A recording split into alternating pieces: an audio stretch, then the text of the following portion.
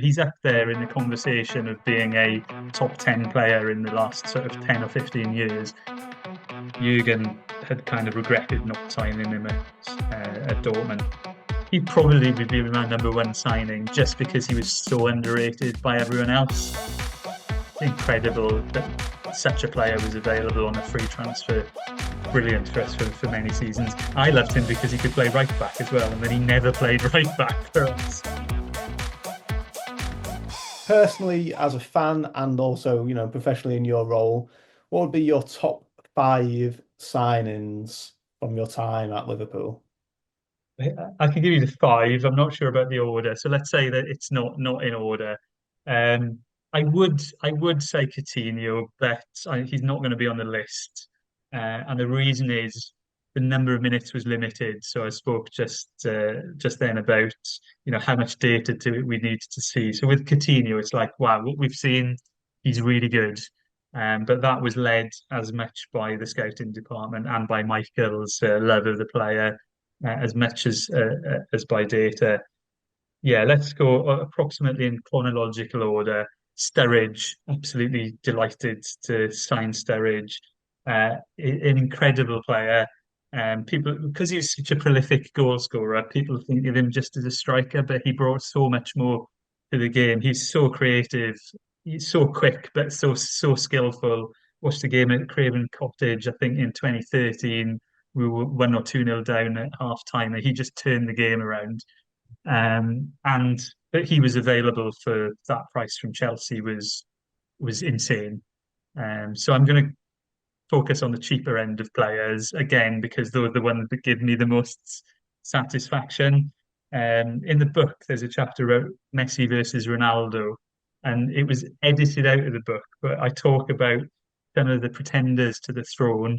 And if you look at Sturridge's numbers on a per 90 basis, goals and assists, he's up there he's not Messi or Ronaldo, but he's up there in the conversation of being a top 10 player in the last sort of 10 or 15 years. He just didn't get enough minutes through injuries.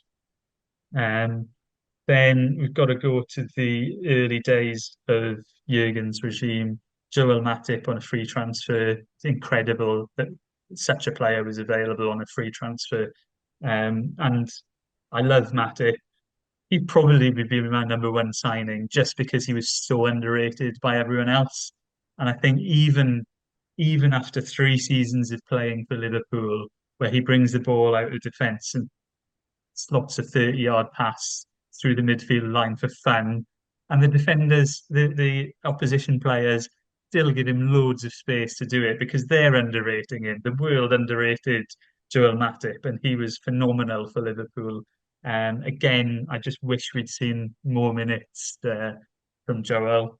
Andy Robertson goes alongside Joel as underrated.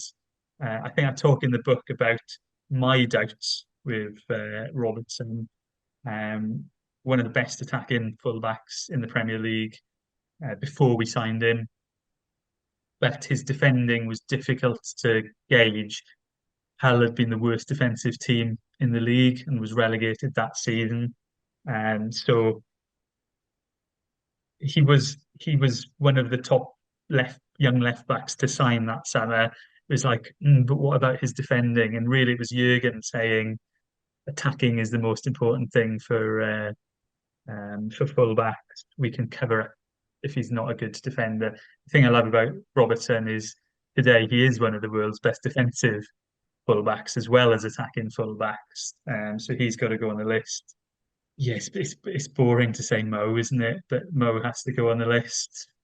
Um, Sadio has to go on the list as well because I think um, I don't know how it became a story, but there was a story in the press that Data had turned down Sadio Mane, and it was just completely wrong.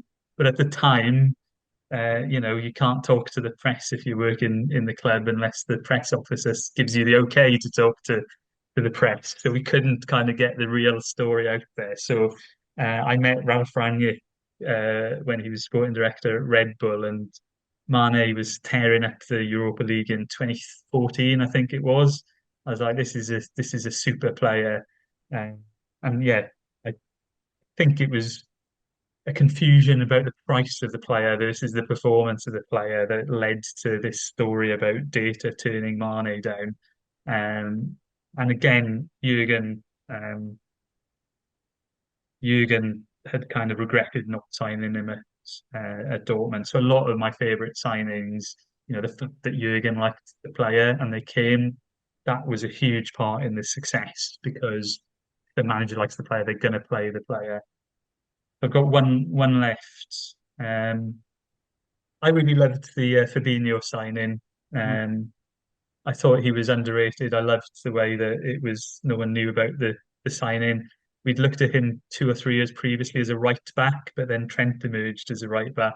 So I loved the fact that all of the stars that had won the Ligue 1 title with Monaco had left, but no one seemed to want Fabinho. He wasn't a cheap signing, but uh, but yeah, it was brilliant for us for many seasons. I loved him because he could play right back as well, and then he never played right back for us.